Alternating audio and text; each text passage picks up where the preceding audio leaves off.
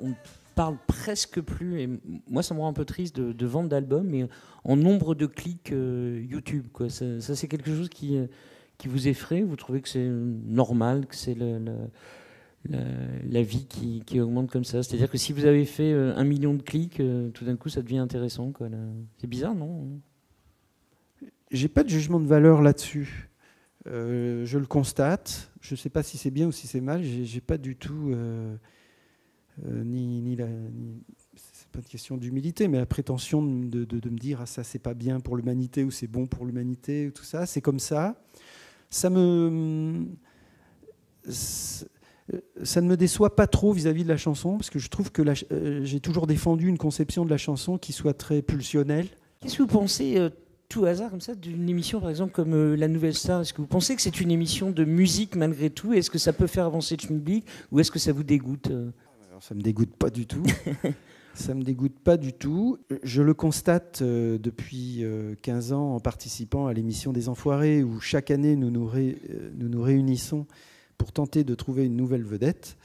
Et on se rend bien compte que 9 sur 10 et des vedettes qui sont, à mon avis, enfin, qui ont montré qu'elles étaient incontestables, venaient rarement des maisons de disques, et beaucoup, soit de ces radiocrochets, comme vous dites, soit des comédies musicales. Voilà.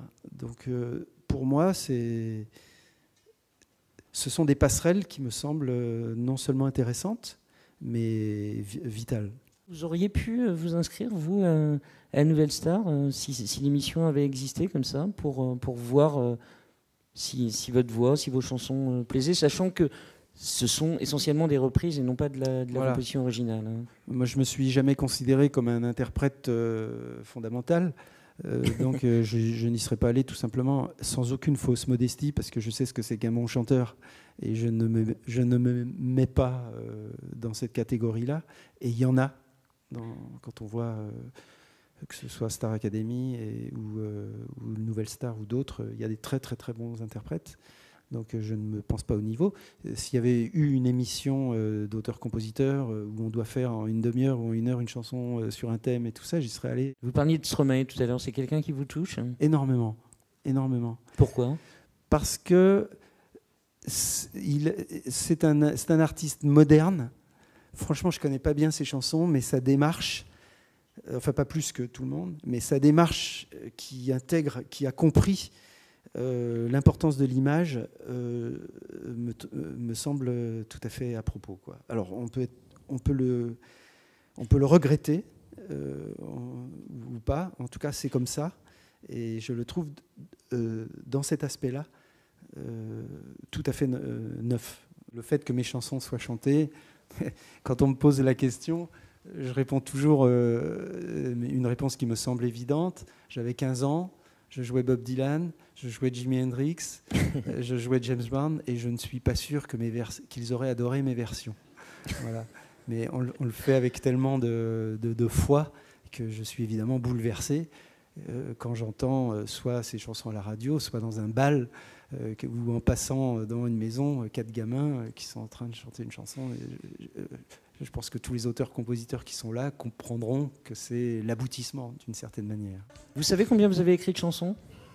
Je pense que c'est autour de 200. Alors je ne sais pas, une centaine pour moi et une centaine pour les autres. Enfin, c'est de cet ordre-là. Je ne sais pas à 10 près. Mais... Quand vous écrivez une chanson, est-ce que vous savez déjà celle qui sera un tube? Ou est-ce que vous n'en avez absolument aucune conscience? Il y a les deux cas. Il m'est arrivé d'en être absolument sûr. Au début, en particulier, je savais que des chansons comme Quand la musique est bonne, par exemple, comme Toi. Enfin, là, c'est surtout Marc Lambroso qu'on était convaincu. Une chanson comme Je te donne, j'étais absolument convaincu. Voilà, je savais que ça... enfin, bon, je l'ai su aussi pour beaucoup d'autres chansons où ça ne s'est pas passé. Mais parfois, ça a marché.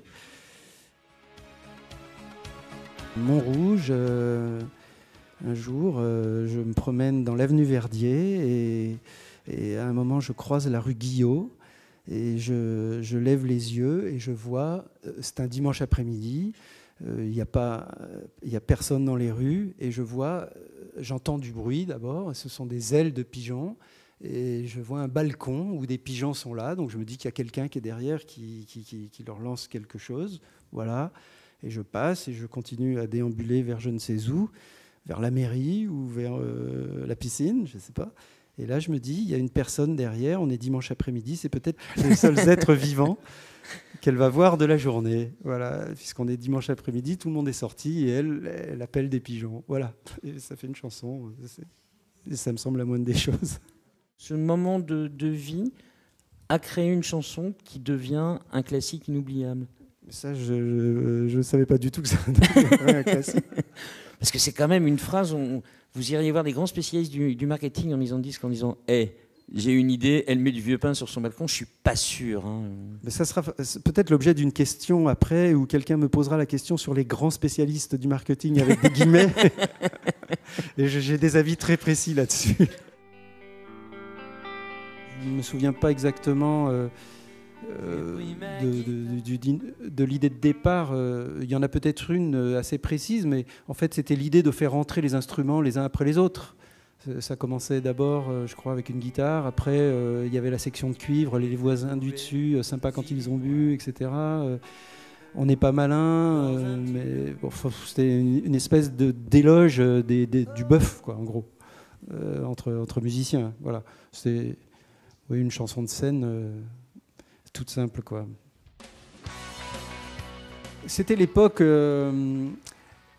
où la politique de gauche en particulier était extrêmement dévoyée par des gens qui s'en revendiquaient et qui, en gros, ont jeté un peu le bébé avec l'eau du bain. Voilà. Et il se trouve que moi, j'ai eu un père en particulier qui a été assez engagé et oui. Pour de bonnes raisons et aussi de façon dangereuse. Il a mis sa vie en danger. Et donc, c'était juste un agacement et une envie de réhabiliter les militants de base, on va dire, qui se sont peut-être trompés sur les moyens, mais en tout cas, dont on ne peut pas mettre en doute leur honnêteté et leur altruisme. Je ne me rappelle pas quel ami, j'en ai un qui habite dans un petit village qui s'appelle Montgaillard, que je connais depuis l'âge de 6 ans. J'ai toujours été envieux. Moi, je suis né à Paris, 19e arrondissement. Et j'étais toujours envieux de ces amis qui venaient de quelque part, ce qui leur donnait ça ne veut pas dire que je viens de nulle part, mais c'est beaucoup plus abstrait, et ce qui leur donne une force, je trouve, des racines, un endroit où se réfugier. J'ai toujours été envieux de ça. Voilà. Donc c'est une chanson sur cette sensation. Voilà. Votre panthéon de petits garçons entre 15 et 18 ans, c'était Dylan, Aretha Franklin, je crois. Voilà. Bon, c'était une époque, je vous parle d'un temps que les moins de 20 ans, où vous voyez le top album, là, où en ce moment il y a Maître Gims, Stromae, les Stentors, enfin je ne sais pas quoi. À l'époque, c'était Jimi Hendrix premier, deuxième les Beatles, troisième les Stones, quatrième Otis Redding, cinquième Bob Dylan. Et la semaine d'après, c'était premier Eric Clapton, deuxième, ou avec Cream. C'était une époque absolument hallucinante, quoi. Hallucinante. Donc on écoutait beaucoup de variétés à l'époque. Ça allait de Aretha Franklin jusqu'à Pink Floyd. Vous avez fait beaucoup de violon. Comment on passe du violon, qui était peut-être l'instrument obligatoire des parents, à la guitare, comme ça? C'était déjà... Là, vous aviez des envies de votre musique à vous? D'abord, c'est très facile. Une fois que vous avez fait du violon... c'est le plus dur, le violon? Je pense, oui. C'est un des instruments les plus contraignants. Et ensuite, c'est simplement parce que tout à coup, vous découvrez un autre style de musique. En l'occurrence, je crois que c'était en classe de seconde, donc je devais avoir 15 ans. Et tout à coup, j'ai un copain qui m'a fait écouter des disques de vieux blues. Donc c'était Lightning Hopkins, tout ça. Puis il y avait Hugo Frey qui reprenait à peu près à la même époque les chansons de Déjà Bob Dylan. Bob Dylan. Non, Voilà. pardon, Donc on avait envie de le jouer. Et il n'y avait pas Internet à l'époque, donc il fallait qu'on s'y colle. Il n'y avait pas de prof qui savait jouer ça, donc on s'y collait nous-mêmes. À l'oreille, quoi. Voilà, on prenait les disques phrase à phrase, et puis on disait comment tu fais comme ça, puis voilà. Et, Dieu merci, il n'y avait pas les jeux vidéo, il y avait tout ça, il n'y avait pas la télé, donc on avait beaucoup de temps pour faire ça. Voilà. Est-ce que vous avez toujours le 45 tours des Red Mountain Gospelers? Oui, je dois en avoir. C'est vrai, ouais, super. ouais. Alors les Red Mountain Gospelers, c'est le premier groupe de Jean-Jacques Goldman, fait avec la paroisse de Montrouge, donc Red Mountain. Et donc c'était déjà de la professionnalisation, c'était déjà une envie de faire de la musique. Une envie de faire de la musique, oui. Peut-être même l'envie de faire de la musique la plus pure et la plus violente. C'est celle quand on a 15 ans et puis qu'on écoute des vieux disques de blues et de gospel. À l'époque, c'était ça. Et puis tout à coup, on rencontre des amis qui ont la même passion. Et puis ça débouche sur donc un petit 45 tours de reprise. Donc de gospel, je crois qu'il y avait genre Godard Moses ou des trucs comme ou Jericho par exemple, et puis il y avait une reprise aussi d'une chanson de Donovan. Bon, ça n'était évidemment pas du tout dans un but professionnel, mais c'était une première expérience qui sont parmi les plus mémorables pour tous ceux qui ont eu 15 ans et qui ont enregistré ensemble. Voilà. J'ai lu que peut-être c'est un concert de Léo Ferré qui vous a fait faire tilt. C'était pas un concert de Léo Ferré, c'était un concert du groupe Zoo, dont j'étais fan et qui chantait en anglais, mais ils étaient en première partie de Léo Ferré. Et je suis resté parce que c'était chauffé à la deuxième partie. Et là, j'avoue qu'il était accompagné par le groupe Zoo. C'était une tournée qu'il faisait. Et là, Zoo, c'était ce qu'on appelle un groupe de rock progressif, c'est ça C'est ça, un peu. Ouais. Genesis, toute la clique, quoi. Voilà, Genesis, Yes, Gentle Giant, tout ça. Et j'avoue que là, j'ai pris une claque sur tout à coup, je me suis dit, et ensuite, évidemment, avec Michel Berger, que les mots français étaient possibles sur la musique que j'aimais. Voilà, ce qui a beaucoup changé les choses. Quand vous écrivez Aïcha, comment l'histoire de Khaled Aïcha, parce que c'est une chanson qui est voilà, je pense que tout le monde peut la chanter ensemble. Elle a marqué et elle marque encore. Je croise Khaled par hasard. Un anniversaire de Envoyé spécial. Noah, Khaled et moi, on chante une chanson de John Lennon, Imagine, je crois. Pas mal. Et donc je le croise, il me demande des chansons. Voilà. Donc je réfléchis. Et là, je réfléchis. C'est-à-dire, je me dis pas, moi, je suis un type connu, je vais lui balancer de ça. Je me dis, qui est Khaled? Qu'est-ce qu'il a comme problème? Qui est le public français? Où est le point de convergence entre lui, entre le public et moi? Et tout à coup, j'ai une illumination. Marvin Gaye. Khaled, c'est Marvin Gaye. C'est parce que le rail, c'est de la soul, d'une certaine manière. Lui, c'est ce timbre de voix, c'est cette espèce de langueur. Il est bien derrière les temps. C'est cette légèreté-là aussi. Après, c'est le Maghreb, c'est la condition des femmes. Il y a beaucoup de petites maghrébines en France qui vont comprendre certains textes, qui ont certains espoirs, qui vivent certains paradoxes, etc. Et voilà, vous avez la musique, il faut trouver la fusion entre le rail et la soul on va dire, paresseuse de Marvin Gaye. Et il y a ce thème de la femme et de la liberté des femmes. Et voilà. J'aurais pas écrit Aïcha pour quelqu'un d'autre. Bon, il peut y avoir parfois une chanson qui ne va pas à quelqu'un qui peut aller aussi à quelqu'un d'autre. Ça a pu arriver. Mais en tout cas, au début, je n'ai pas de stock de chansons. J'ai des idées, mais je n'ai pas de stock. Là, par exemple, je suis en train d'écrire un texte pour Calogero. J'ai écouté la chanson et je lui ai donné quelques pistes. Et je lui dis, bon, ça peut parler de ça. Vous écrivez le texte et lui écrit pas le texte. La musique. Non, j'écris l'idée de départ. Ça peut parler de ça, ça peut parler de ça, ça peut parler de ça, pour moi. D'accord.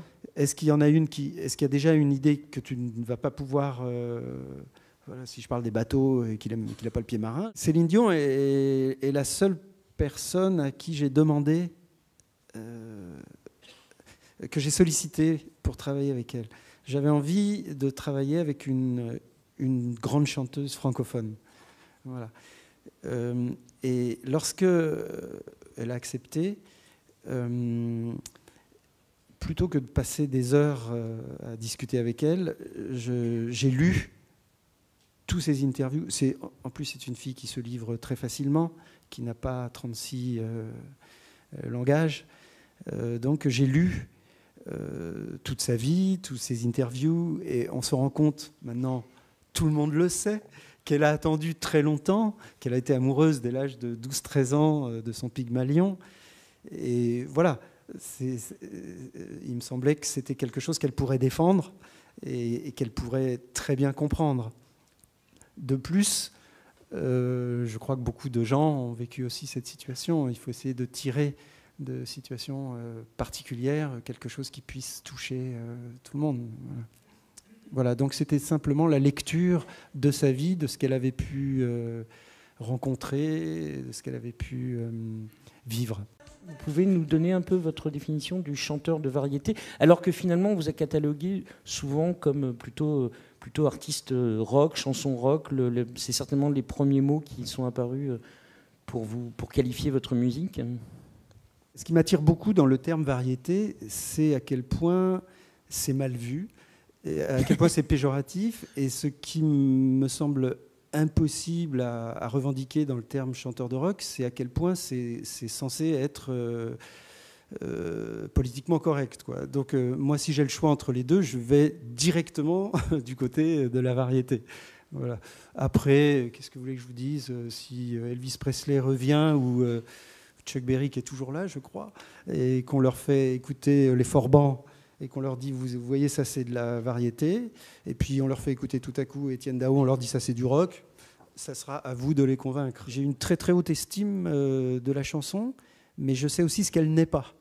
Pour moi, une chanson n'est pas un manifeste, c'est pas une réflexion philosophique, ça n'est même pas de la poésie. Et c'est beaucoup plus que ça, je dirais, d'une certaine manière. Mais donc le fait que ce soit pas très profond, moi je vais vous dire, j'ai écouté Bob Dylan, je ne comprenais pas un mot de ce qu'il disait, mais j'étais bouleversé. J'ai écouté Jimi Hendrix, je ne comprenais pas un mot de ce qu'il disait, mais j'étais bouleversé. Je crois que la chanson, elle est là. Après, on peut être bouleversé par Lautréamont, par Chateaubriand, par ses textes. Mais la chanson, c'est autre chose. Confondre les deux est une erreur, à mon avis. C'est un concept que nous avons inventé, qui est celui du chanteur à voix. Quand vous dites ça à un Canadien, il dit, mais vous voulez dire qu'il y a des chanteurs donc sans voix, hein, puisque nous, on a inventé le chanteur à voix. Vous voyez, il y a les deux. Il y a des bateaux à voile et des bateaux sans voile. Mais en France, vous avez des chanteurs sans voix et des chanteurs à voix. Voilà.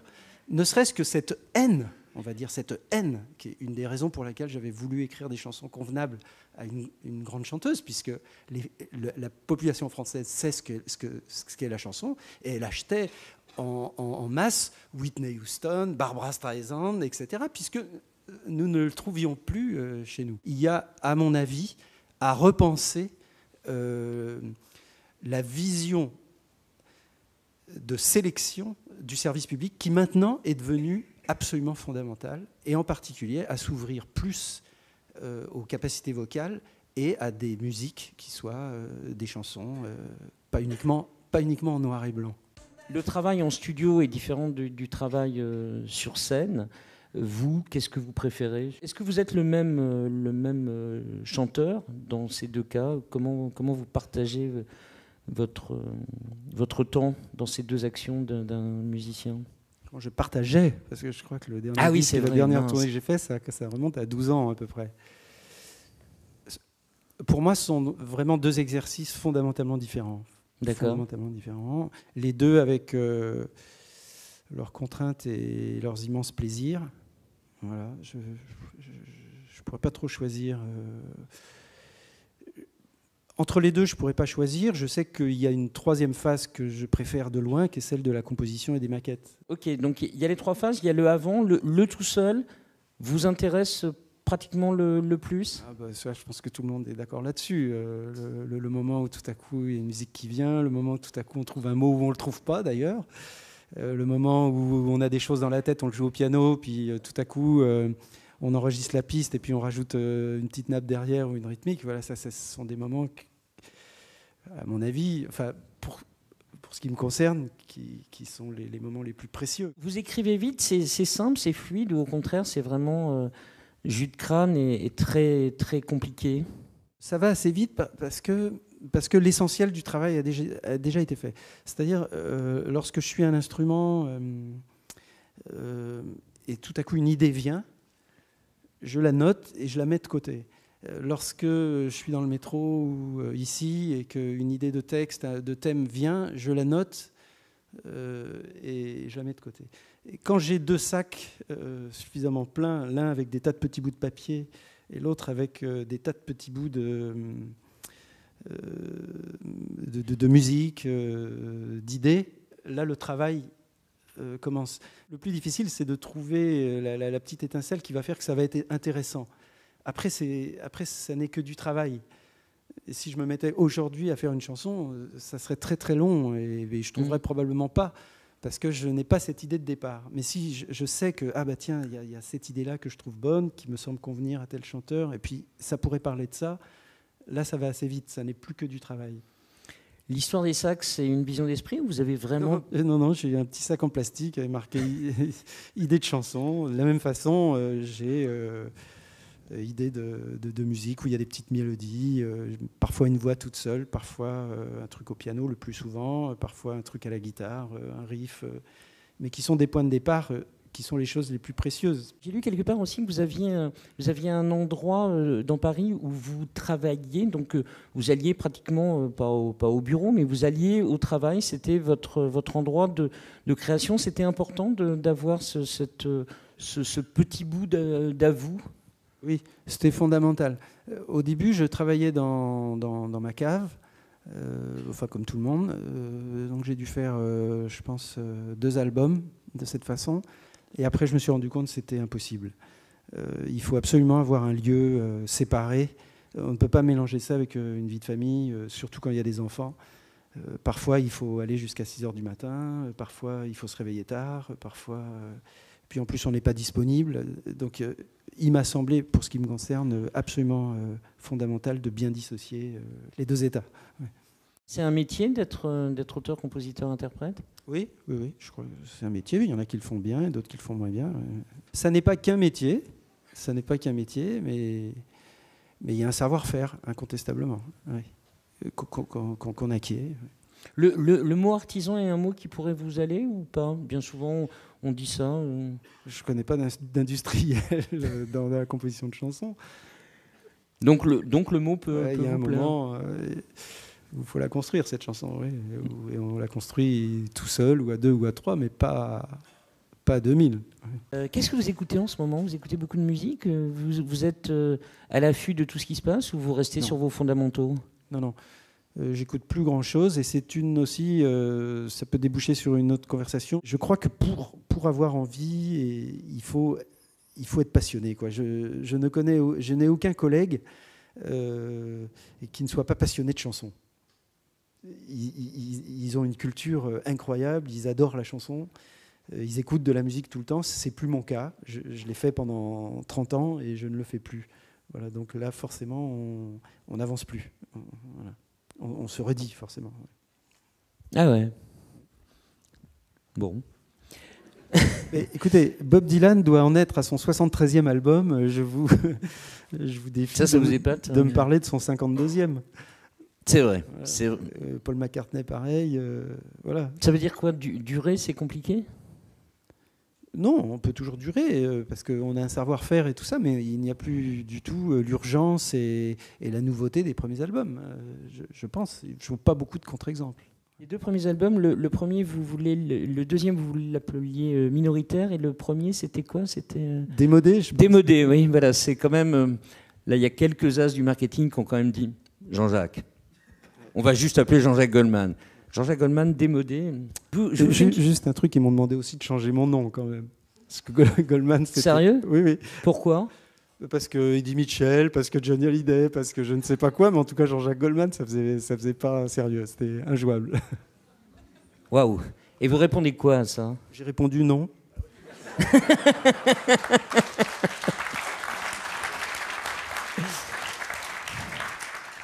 J'entends beaucoup d'artistes parler d'indépendance artistique et tout ça. Moi, j'ai jamais vu vraiment d'énormes pressions.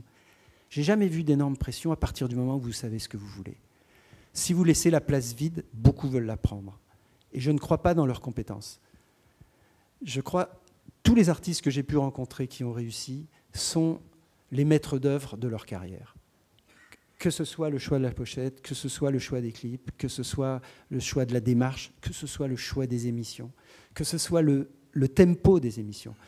On a le devoir d'écouter des maisons de disques et d'apprendre d'eux, parce qu'ils ont une expérience, mais vous avez l'obligation de décider vous-même, mais que ce soit Renaud, que ce soit Balavoine, vous avez l'obligation de décider vous-même des salles que vous allez faire, de la façon dont vous allez travailler au départ, des musiciens que vous allez prendre, des arrangeurs que vous allez prendre, de ce que vous allez sortir ou pas. Donc l'homme de marketing de tous les artistes qui ont réussi, que j'ai connus, c'était eux d'abord. Voilà. Et ça n'est pas péjoratif. Parce que derrière le marketing, il y a l'idée aussi de ce que l'on veut montrer aux gens et de ce que l'on veut être pour les gens. Je crois qu'il y a vraiment deux phases. Il y a l'installation de la carrière et après, il y a lorsque l'on est installé. Il y a une chose qui change fondamentalement, c'est qu'au début, vous devez séduire des gens. Évidemment, c'est la période la plus difficile. Ensuite, lorsque vous êtes installé dans votre carrière, c'est clair, au bout de 3-4... À partir d'aujourd'hui, Stromae va pouvoir faire ce qu'il veut.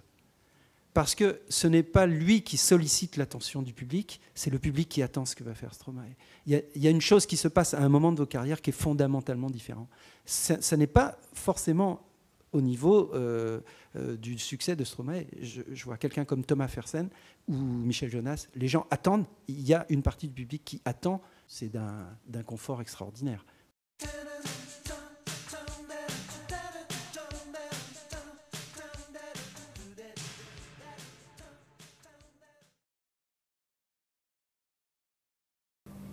Oui, merci d'abord beaucoup Patrick, vous m'avez bouffé une question, c'était la première que je voulais poser, ça fait plaisir.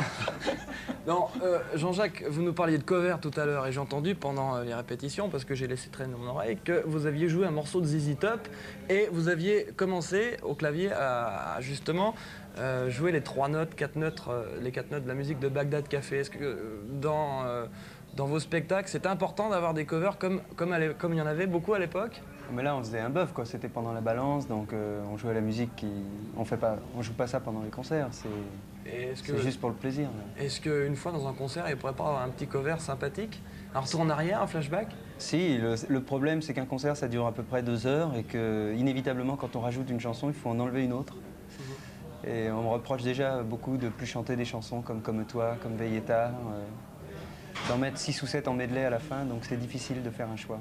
En parlant de ces chansons-là, j'aimerais poser juste une question qui va certainement intéresser le public, parce que si le public aime Jean-Jacques Goldman, à mon avis, c'est d'abord à cause du personnage, qui est très simple, et ça on va pas revenir là-dessus, mais c'est aussi les paroles qui doivent drainer les gens, le public doit écouter les paroles attentivement. D'où vient cette inspiration? Est-ce que c'est des choses qui vous sont arrivées? C'est souvent assez triste quand même, ça parle d'amour. Et d'où vient cette inspiration? Faut vivre, voilà. Faut vivre, faut rencontrer des gens, faut vivre des trucs. Faut échouer, faut réussir. Tout ce qui fait qu'un jour, ça laisse des petites traces. Et puis ces petites traces, moi, je les note sur un carnet. Puis un jour, ça devient des chansons. Mais j'ai aussi l'impression que vous donnez beaucoup au public dans les chansons. Vous expliquez beaucoup de choses au public, des choses que vous ne dites pas forcément dans les interviews. C'est vrai? Moi, je crois effectivement qu'une chanson, c'est quelque chose de très impudique pour celui qui veut l'écouter. Mais ce qui est bien, c'est que celui qui ne veut pas l'écouter, qui veut juste l'entendre, il peut aussi éprouver quelque chose de plus superficiel et ça passe quand même. Il n'y a pas un message particulier dans les chansons, je sais pas, du style aimez-vous, soyez simple, soyez sympa entre vous, il n'y a rien de tout ça, ou c'est simplement une...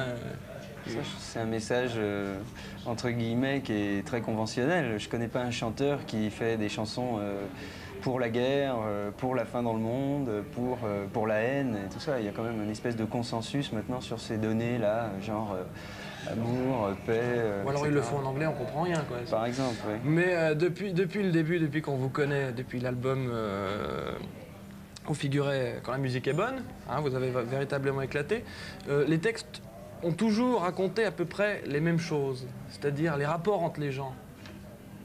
Il n'y a pas une fois où vous avez eu envie de chanter Le beau Danube bleu ou Le pont de la rivière Kwai, quelque chose de matériel plutôt que de sentiment entre les gens. Ouais, c'est possible, ouais. Ouais, je crois on écrit en fonction des compétences, quoi. C'est quelque chose qui m'intéresse. C'est vrai, peut-être que si j'étais né sur le bord de la mer, je ferais des belles chansons sur la mer, ou si j'étais né à la montagne, je ferais des chansons sur le Mont Blanc, mais bon, je dois être né au milieu des gens. En fait, je suis né dans une ville. Dans une ville, s'il n'y a pas les rapports avec les gens, il reste les murs, quoi. Et on a l'impression aussi que depuis le début, rien n'a touché Jean-Jacques Goldman. Ni le succès, ni les 40 000 personnes qui viennent depuis jeudi et qui vont venir jusqu'à dimanche vous voir. Vous restez toujours la même chose. Je dois dire, c'est assez fantastique parce que c'est un des exemples dans la musique française de quelqu'un qui reste comme au départ, qui garde sa voiture, qui garde sa maison en banlieue. Ah non, mais c'est pas vrai, ça. C'est pas vrai, non. C'était une façon de poser la question pour que vous me... Si je vous avais demandé, est-ce que vous avez changé de voiture? Oui, non, mais même ça change. J'ai changé dans ma tête, comme si ça fait 7 ans, et n'importe qui, même quelqu'un qui travaille dans une banque ou qui travaille, qui est cordonnier, en 7 ans, il change. Moi, j'ai changé, et tout ça m'a fait beaucoup changer, c'est sûr, quand même. Mais vous avez jamais donné l'impression de devenir quelqu'un d'important. Vous êtes toujours, ce que je veux dire par là, c'est que vous êtes toujours quelqu'un de très très simple. Et est-ce que vous pensez que c'est ça? Vous voulez que je monte sur la table? Très simple, non, je veux dire, il y a des gens qui arrivent, on prend l'exemple, je sais pas, de Johnny Hallyday, qui arrive avec toute une espèce de mise en scène derrière, alors que vous, c'est franc, c'est honnête, c'est comme ça l'est dans la vie. Ouais, il y en a qui disent qui me reprochent ça, qui disent que c'est sûrement fabriqué, qu'en fait c'est... bon.